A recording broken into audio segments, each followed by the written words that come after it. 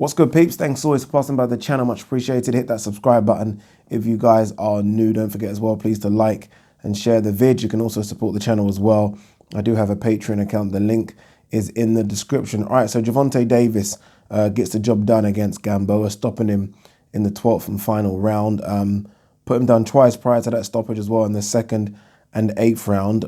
What did he score? I think he graded his performance in the post-fight interview after. I think he gave himself a C or C plus or something. I think that's fair. If I were to have graded him, not just for that performance, but the whole weekend, the weigh-in issue as well, I probably would have given him a C, C minus. Obviously had that issue at the weigh-in. Came late to the weigh-ins first, then missed weight. And then for some reason, the WBA gave him 2 hours to make weight. 2 hours. I'm pretty sure, I could be wrong here, but I'm pretty sure Jimmy Lennon Jr. on the mic said he has an hour to make weight. And for some reason, the WBA extended that by another hour just because they wanted him to go home with their WBA sort of, regular lightweight title. Jokes. So that's not good. Obviously, your first fight, 135 pounds, coming up from 130. Look, everyone misses weight. I mean, so many boxers, good and bad boxers, have missed weight. So it's not the be-all and end-all, but you would hope that your first fight moving up in weight, you're not going to miss weight. Look, it wasn't a great performance, but you have to give credit to Gamboa, an experienced vet who was clearly hindered. I think you can see that he was hindered from like round 2 or 3.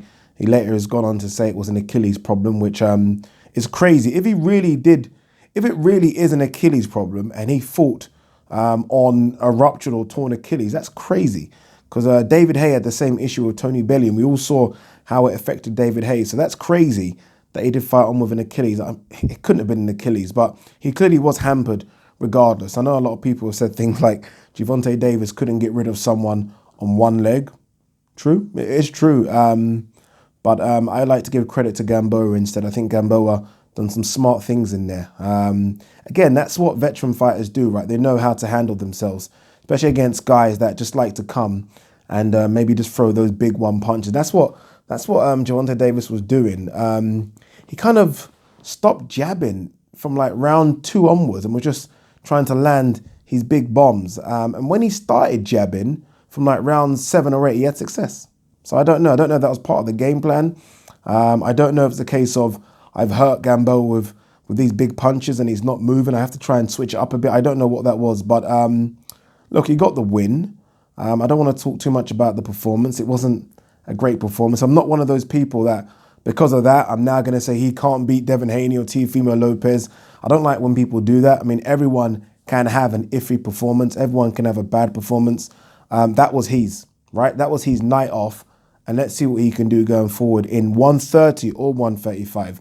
In his post-fight press conference, he did mention that he's happy to fight at 130 or 135. I doubt he really does mean that about 130 because, look, he couldn't make weight at 135.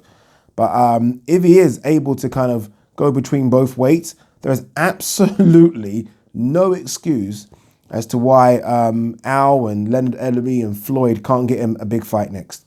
There's none, right? You're saying you can go between 2 weight classes. That means there's at least 10 guys, 10 big names you can fight. 10.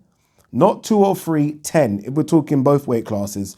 So I'm expecting a big name March, April. In fact, I'm not expecting a big name March and April, but I would hope that there's a big name come March, April. I really do. I mean, again, Jojo Diaz fights Tevin Farmer in January in Miami. Why can't he fight the winner of that? Why? We'll see.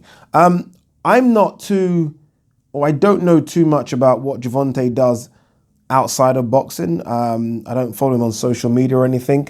I hope Gervonta Davis lives the life.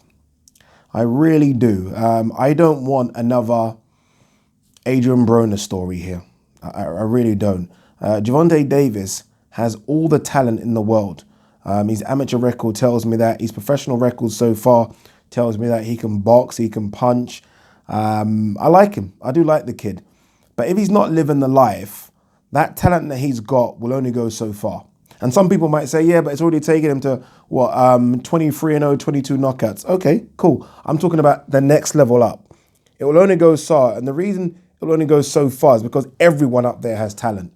Everyone in that top echelon, and that's where he is now, everyone has talent. Teofimo Lopez has talent. Devin Haney has talent. Vasyl Lomachenko clearly has talent. Then at 130, Leo Santa Cruz, who's moving up, has talent. Tevin Farmer, we've seen, has talent. Jojo Diaz has it. Bichelt has it.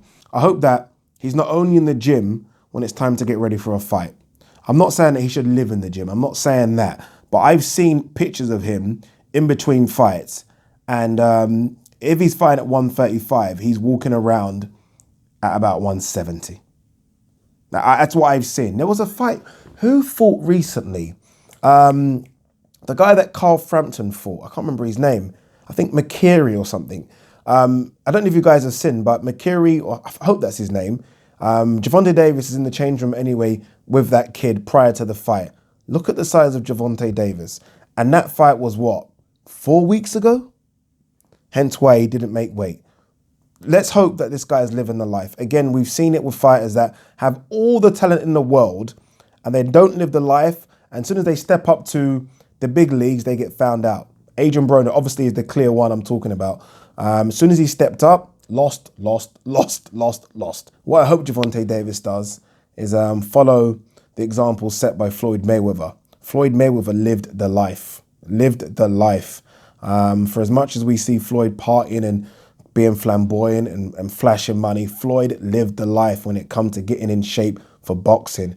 Hope he follows that example rather than that of Adrian Broner. And I also hope he listens to Floyd when Floyd says he needs to leave Baltimore. Floyd has said this on a few occasions that he wants Gervonta Davis to leave his hometown, which Gervonta Davis clearly doesn't want to do. But Gervonta Davis has spent a lot of time in Atlanta, and I think that's a good thing as well. He needs to leave Baltimore, leave a lot of, and it's not an easy thing, but leave a lot of your old friends behind and take this game seriously.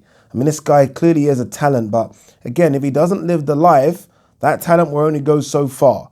But let's hope we get some big fights in 2020. Let's hope it doesn't come down to that as a reason for these fights not to happen. Gervonta Davis did say in his post-fight press conference that he's the cash cow at 130 and 135. And I was like, oh, for fuck's sake, here we go again.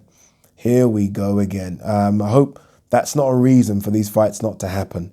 Because let's not forget, there was an offer from DAZN and Eddie Hearn for the Tevin Farmer fight. It got turned down. Leo Santa Cruz says he wants to fight. No one's talking about it. Let's hope we can get some big fights at 130 or 135 for Gervonta Davis. Peace.